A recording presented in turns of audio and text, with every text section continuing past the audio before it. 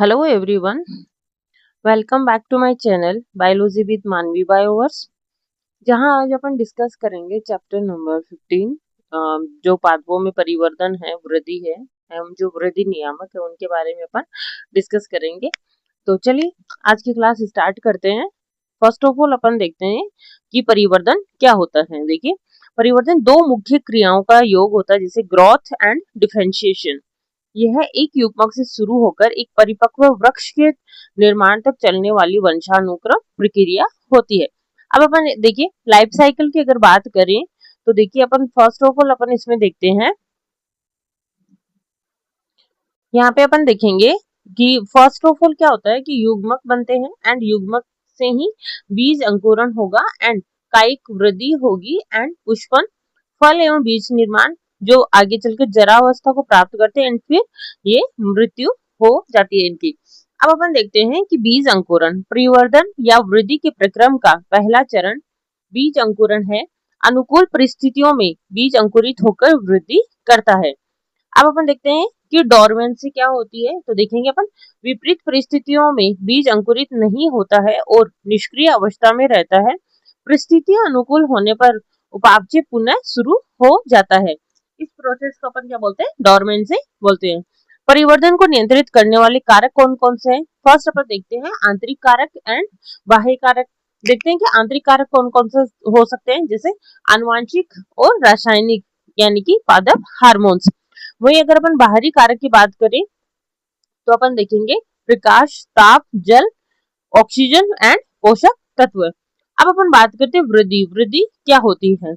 वृद्धि एक सजीव की मूलभूत विशेषता है। इसे किसी कोशिका, अंग या उसके भाग के आकार में होने वाली अपरिवर्तनीय वृद्धि, अपरिवर्तनीय एवं स्थायी बढ़त के रूप में परिभाषित किया जा सकता है। अब हम देखते हैं वृद्धि उपापचय प्रक्रियाओं से जुड़ी होती है, जिसमें उपचय और अपचय दोनों ही शामिल होते हैं।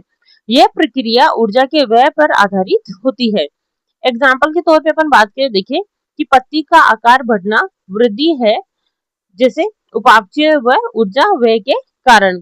लकड़ी के टुकड़े का पानी में फूलना वृद्धि नहीं है, यह एक अंतःशोषण का एग्जाम्पल होता है। पादप वृद्धि प्राय अपरिमित होती है। पौधे जीवन भर असीमित रूप से वृद्धि कर सकते हैं, क्योंकि पौधों के शरीर में विशिष्ट स्थानों पर विभज्योतक ऊतक पाए जाते हैं। विभज्योतक की क्या विशेषताएं होती हैं, देखते हैं अपन। इनकी सेल्स में निरंतर सेल डिवीजन और स्वयं नवीनीकरण की क्षमता होती है। विभाजन के बाद कुछ सेल्स विभाजन की क्षमता खो देती है और परिपक्व होकर पादप शरीर की संरचना बनाती है। अब अपन देखते हैं खुला स्वरूप क्या होता है। वृद्धि का वह रूप जिसमें विभज्योतक की क्रियाशीलता द्वारा पौधे के शरीर में सदैव नई सेल्स को जोड़ा जाता है, उसी वृद्धि का खुला स्वरूप कहते हैं। अब अपन देखते हैं, देखिए वृद्धि देखिए किस प्रकार से हो सकती है। ये यहाँ पे आप देखिए, ये कोई भी एक सीड है।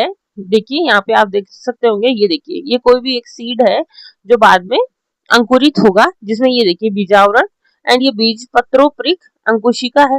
साथ ही साथ ये देखिए, अब आप यहाँ पे आगे देख सकते हो, ये देखिए बीज पत्र का फॉर्मेशन हो गया इसमें एंड ये देखिए आप नए एक पूरे जो प्लांट है उसका परिवर्तन हो चुका है इसमें।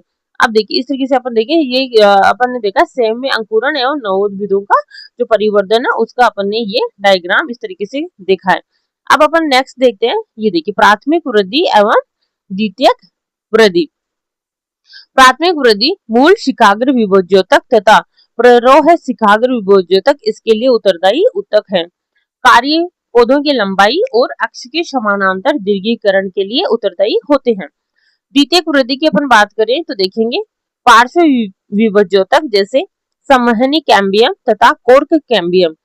विशेषता की बात करें तो देखेंगे अपन यह द्विबीजपत्री तथा जिम्नोस्पर्म पौधों में बाद में प्रकट होती है एंड इसका जो कार्य होगा वो होगा पौधों की मोटाई में वृद्धि करना। अब अपन देखते हैं कि वृद्धि माप योग्य है या नहीं है। देखते हैं अपन, वृद्धि माप योग्य है। कोशिकीय स्तर पर वृद्धि मुख्यतः जीव द्रव्य की मात्रा में वृद्धि का परिणाम है। अब अपन देखते हैं वृद्धि के मापदंड, जैसे शुष्क भार, लंबाई, क्षेत्रफल, आयतन एंड सेल नंबर्स। एग्जाम्पल की अपन बात करें इसमें तो देखेंगे अपन कि मक्के की मूल शिखाग्र विभोज्योतक प्रति घंटे 17,500 से अधिक नई सेल्स पैदा करती है। तो इसे अपन संख्या में वृद्धि के रूप में डिनोट कर सकते हैं। अब हम देखिए जो तरबूज की सेल्स है वो आकार में 3,50,000 गुना तक बढ़ सकती है। यह है आयतन में वृद्धि का एग्जाम्पल। प्राग नलिका की वृद्धि को अपन लंबाई में मापते हैं एंड जो पृष्ठाधार पत्ती की वृद्धि है इसको अपन पृष्ठीय क्षेत्रफल के रूप में मापते हैं। तो ये तो हो गए वृद्धि के विभिन्न प्रकार के मापदंड, जैसे संख्या में वृद्धि, आयतन में वृद्धि, या फिर लंबाई में वृद्धि, या फिर जो पृष्ठीय क्षेत्रफल है उसमें वृद्धि के रूप में अपन माप सकते हैं। तो चलिए अब अपन देखते हैं वृद्धि के चरण, जिसमें मेरिस्टेमिक फेज विभेज्योतकीय चरण। सेल्स लगातार विभाजित होती रहती है, ये जीव द्रव्य से भरपूर होती है, साथ ही साथ इनमें जो केंद्रक है वो स्पष्ट व बड़ा होता है एंड सेल वॉल प्राथमिक पतली तथा सेल्यूलोजिक होती है। प्लाज्मोडेस्मेटल कनेक्शंस इनमें पाए जाते हैं। नेक्स्ट फेज अपन देखते हैं इलोंगेशन फेज, विभज्योतक क्षेत्र के ठीक समीपस्थ स्थित होता है। इसमें सेल्स का आकार या लंबाई में बढ़ती है तथा रसदानीकरण भी होता है। अब अपन नेक्स्ट देखते हैं मैच्योरेशन फेज यानी कि परिपक्वता चरण। यह दीर्घीकरण क्षेत्र से आगे स्थित होता है। इसमें सेल्स अपने अंतिम रूप तथा कार्य को प्राप्त करती है। भित्ति की मोटाई तथा रसदानी अधिकतम रूपांतरण प्राप्त करती है। वृद्धि दर, प्रति इकाई समय के दौरान बढ़ी हुई वृद्धि को वृद्धि दर कहते हैं। वृद्धि को मुख्य रूप से दो प्रकार से व्यक्त कर सकते हैं, अंकगणितीय वृद्धि एंड ज्यामितीय वृद्धि। देखिए अंकगणितीय वृद्धि यानी कि अर्थमेटिक ग्रोथ एंड ज्यामितीय वृद्धि यानी कि जियोमेट्रिक ग्रोथ। अब अपन देखते हैं कि जो फर्स्ट ऑफ ऑल अपन देखते हैं इनके लक्षण, यानी कि जो अंकगणितीय वृद्धि है और ज्यामितीय वृद्धि है उनकी अपन देखते हैं विभाजन की प्रकृति किस टाइप की होती है। अपन देखेंगे कि विभाजन के बाद केवल एक पुत्री कोशिका लगातार विभाजित होती है जबकि दूसरी परिपक्व होकर विभेदित हो जाती है। वहीं अपन अगर ज्यामितीय वृद्धि की बात करें तो देखेंगे कि समसूत्री विभाजन के बाद लगातार देखेंगे दोनों पुत्री सेल्स विभाजन की क्षमता रखती है। अब अपन वही देखिए इनके मतलब वक्र की यानी कि कर्व की बात करें तो देखेंगे अपन कि अंकगणितीय वृद्धि में रेखीय वृद्धि होती है एंड वही अपन देखेंगे कि जो ज्यामितीय वृद्धि है उसका जो कर्व होगा वो एस शेप्ड होता है। अब अपन इनके गणितीय सूत्र की बात करेंगे तो देखेंगे L T equals to L0 plus R T and वही ज्यामितीय वृद्धि की अपन गणितीय सूत्र की बात करेंगे तो देखेंगे W1 बराबर W0 ERT। अब अपन देखते हैं कि अंकगणितीय वृद्धि सूत्र में जितने भी ये जो है उन सब की अपन देखते हैं कि क्या क्या किन किन चीजों को ये डिनोट कर रहे हैं, जैसे LT है, L0 है, या फिर जो R है वो किन चीजों को डिनोट कर रहे हैं। तो अपन देखेंगे जो LT है वो T समय पर लंबाई को बता रहा है एंड जो L0 है वो प्रारंभिक समय पर लंबाई को बता रहा है, वही जो R है वो वृद्धि दर को बता रहा है। वही अपन देखें ज्यामितीय सूत्र में W1 बराबर W0 ERT, जिसमें W1 है वो अंतिम आकार है एंड W0 है वो प्रारंभिक आकार, वही R है वो वृद्धि दर को बताता है। तो अपन देखेंगे कि जो T है वो समय में वृद्धि को बताता है एंड जो E है वो बेस ऑफ नेचुरल लॉगरिथम को बताता है। अब अपन देखते हैं वृद्धि के प्रकार, निरपेक्ष वृद्धि एंड सापेक्ष वृद्धि। फर्स्ट ऑफ ऑल अपन इसमें ज्यामितीय वृद्धि एंड जो अपनी अंकगणितीय वृद्धि है उसका अपन डायग्राम देखते हैं।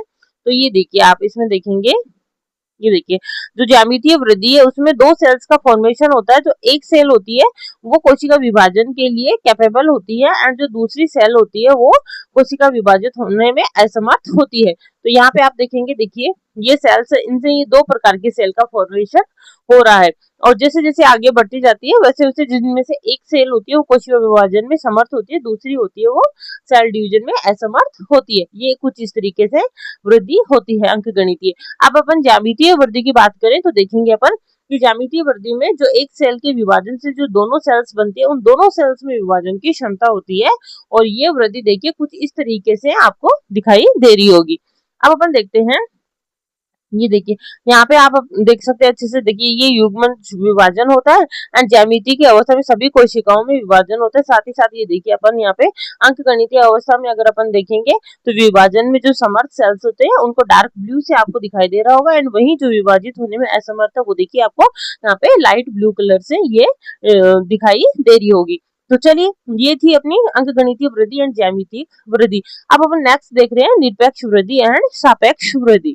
तो चलिए, निरपेक्ष वृद्धि दर में क्या होता है कि प्रति यूनिट समय में होने वाली कुल वृद्धि की माप होती है, उसे अपन निरपेक्ष वृद्धि करते हैं। एंड वही सापेक्ष वृद्धि दर की बात करें तो देखेंगे प्रारंभिक आकार या मापदंड के संदर्भ में प्रति यूनिट समय में होने वाली वृद्धि होती है, इसे अपन सापेक्ष वृद्धि दर कहते हैं। इसे अपन दक्षता सूचकांक भी कहते हैं।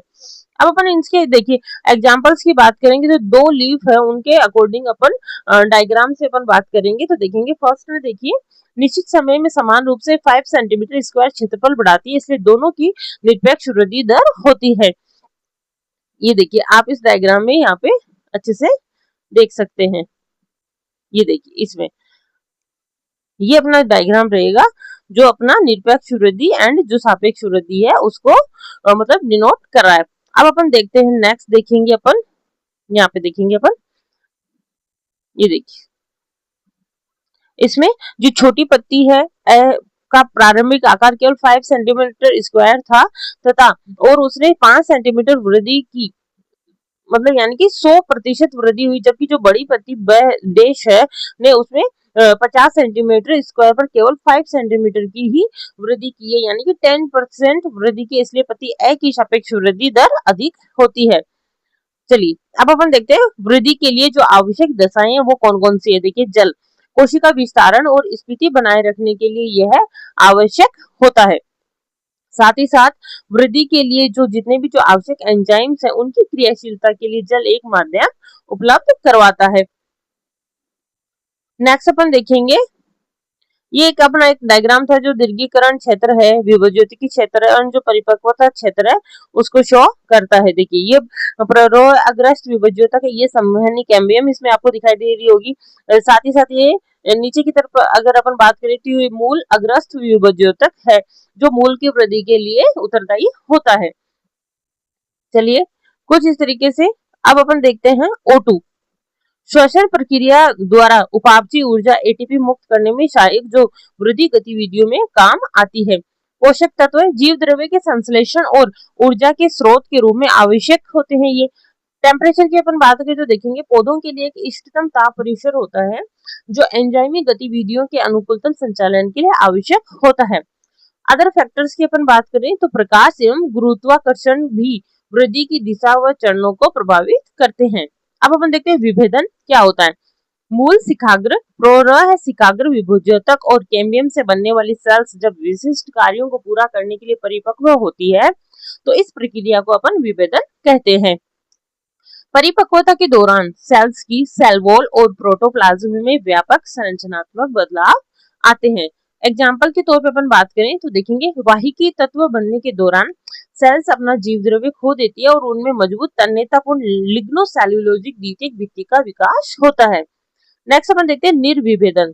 जीवित विभेदित सेल्स विशेष परिस्थितियों में अपनी विभाजन की क्षमता पुनः प्राप्त कर लेती है और इस प्रक्रिया को अपन निर्विभेदन कहते हैं। एग्जाम्पल की अपन बात करें अंतरापोलीय वाहिकी कैम्बियम और कोर्क कैम्बियम का निर्माण। पुनर्विभेदन, निर्विभेदित सेल्स द्वारा दोबारा विभाजन की क्षमता होकर विशिष्ट कार्यों के लिए परिपक्व होने की प्रक्रिया को अपन पुनर्विभेदन कहते हैं।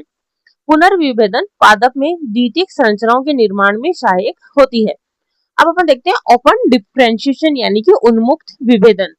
पादपों में वृद्धि की तरह विभेदन भी उन्मुक्त होता है क्योंकि एक ही विभज्योतक से उत्पन्न सेल्स परिपक्व होकर भिन्न भिन्न संरचनाएं बनाती है। परिपक्व संरचना कोशिका की स्थिति पर भी निर्भर करती है। नेक्स्ट पर देखते हैं कि शिखाग्र विभज्योतक से दूरस्थ सेल्स मूल गोप बनाती है एंड जो परिधि की ओर की जो सेल्स होती है वो एपिडर्मिस का फॉर्मेशन करती है। अब अपन देखते हैं परिवर्धन क्या होता है। किसी जीव के जीवन चक्र में आने वाले वे सभी परिवर्तन जो बीजांकुरण से लेकर जरा अवस्था तक होते हैं सामूहिक रूप से परिवर्तन कहलाते हैं। अब ये एक जो डायग्राम था वो अपन देख रहे थे कि जो अपने अंकगणितीय वृद्धि है उसमें देखिए कर्व होता है वो रेखीय प्राप्त होता है, यानी कि लीनियर प्राप्त होता है। एंड ये नेक्स्ट अपन देख सकते हैं जो ज्यामितीय वृद्धि का था उसमें अपन देख रहे थे कि जो कर्व है वो अपन को सिग्मोइड कर्व अपन को प्राप्त होता था। तो ये डायग्राम मैंने दोनों यहाँ पे अटैच कर दिए हैं आपके लिए, जिन्हें आप अच्छे से देख सकते हैं। चलिए अब अपन देखते हैं प्लास्टिसिटी। पौधे पर्यावरण के प्रभाव या जीवन के विभिन्न चरणों के अनुसार विभिन्न प्रकार की संरचनाएं बनाने के लिए भिन्न भिन्न पथों का अनुसरण करते हैं। पौधों की इस क्षमता को अपन प्लास्टिसिटी कहते हैं। नेक्स्ट अपन देखते हैं विषमपर्णता या फिर हेटेरोफिली। एक ही पौधे में अलग अलग प्रकार की पत्तियों का पाया जाना प्लास्टिसिटी का मुख्य उदाहरण होता है। अब अपन एग्जांपल्स की बात करें, देखिए डेवलपमेंटल हेटेरोफिली यानी पौधे कपास, धनिया एंड डार्कस्पर। विशेषता किशोरावस्था और परिपक्व अवस्था में पत्तियों का आकार भिन्न भिन्न होता है। नेक्स्ट अपन देखते हैं एनवायरमेंटल हेटेरोफिली। पौधा कौन सा होगा इसका एग्जांपल, बटरकप। विशेषता क्या होगी इसकी, इसके स्थलीय या वायवीय भागों में पत्तियों का आकार अलग होता है और जलीय आवास में पत्तियों का आकार पूरी तरह कटा फटा होता है। अब अपन देखते हैं कि परिवर्धन वृद्धि एवं विभेदन में किस प्रकार का संबंध होता है। अपन यहाँ पे देखेंगे कि जो परिवर्धन है वो वृद्धि प्लस विभेदन, यानी कि वृद्धि और विभेदन दोनों को मिला के अपन परिवर्धन कहते हैं। किसी पौधे के जीवन में वृद्धि, विभेदन और परिवर्तन बहुत ही निकट संबंध रखते हैं। परिवर्धन को नियंत्रित करने वाले कारक आंतरिक कारक एवं बाह्य कारक। आंतरिक कारक में देखेंगे अपन इंट्रासेलुलर की अगर अपन बात करें तो ये रहेंगे यानी कि जेनेटिक जो फैक्टर है, आनुवंशिक कारक। अगर इंट्रासेलुलर की अगर अपन बात करेंगे तो देखेंगे रसायन जैसे कि पादप वृद्धि नियामक।